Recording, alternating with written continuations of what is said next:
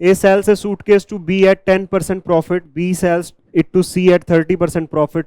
4 rupees 2 8 6 0। अगर मान लो 100 रुपए की कोई चीज़ A खरीदता है और उसे बेचता है आपके उसमें 10% के प्रॉफिट पे, तो मतलब 10 रुपए का इसको प्रॉफिट हो रहा है, तो कितने में बेच रहा होगा? 110 में, मतलब B को। और B 110 में अगर खरीद रहा है, इस पर 30% का प्रॉफिट हो रहा है, तो इट मीन्स 33 रुपए का प्रॉफिट हो रहा होगा।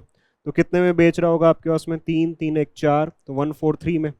इसको C को। और ये कह रहा है कि प्रॉफिट फॉर ₹2860, कितने में बेचा गया? 2860 में बेचा गया। B sell it to C at 30% profit for 2860। It means C की वैल्यू हमें दे रखी है, सी की वैल्यू हमें दे रखी है, या फिर हम बोल सकते हैं बी का सेलिंग प्राइस हमें दे रखा है। तो बी का सेलिंग प्राइस 143 है, 2860 143, और हमसे कैलकुलेट करने के लिए कह रहा है ए का कॉस्ट प्राइस, तो 100 की वैल्यू क्या होगी?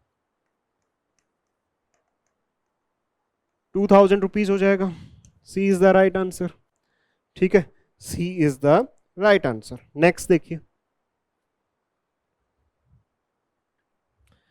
Find the average speed when the first half of a journey is done at a speed of, at a, ये स्पीड है आपके पास में, speed of 60 kilometre per hour and the second half of a 40 kilometre per hour. भाई एक journey का एक part जो है वो कितने स्पीड से है? 60 किलोमीटर पर आवर से है, और एक आपके उसमें 40 किलोमीटर। दोनों हाफ पार्ट हैं, ये हाफ हाफ की बात कर रहे हैं।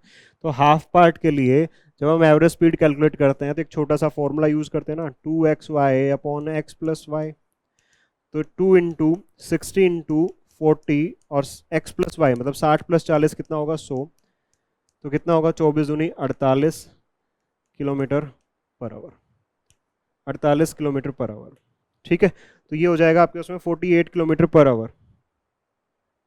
क्लियर? इतना इजी क्वेश्चन था। बस ये ध्यान रखना कि जब टू हाफ पार्ट की बात करें तो हम इस फॉर्मूले का यूज करेंगे एवरेज स्पीड कैलकुलेट करने के लिए। ठीक है, सबसे इजी मेथड रहता है। अदरवाइज दूसरे मेथड जब टू से ज्यादा पार्ट आए तो हमने क्लास में किए हैं। नेक्स्ट देखिए,